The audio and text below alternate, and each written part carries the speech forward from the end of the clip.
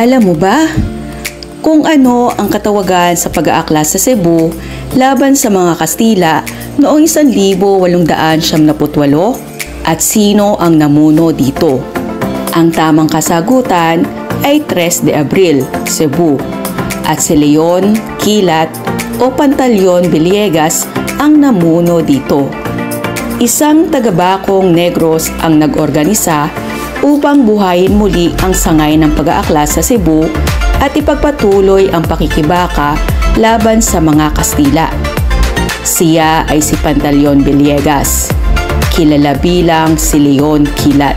Dahil sa kanyang pamumuno ay nabuhay muli ang pag-aalsa doon na tinawag na 3 de Abril. Ang kasapian ay palihim na nagsagawa ng mga pagpupulong upang buuin ang planong pakikibaka sa mga Kastila sa iba't ibang lugar matapos magsalong ng sandata ang puwersa ni Aguinaldo sa kasunduan sa Biak na Bato ng sinundang taon ng 1897.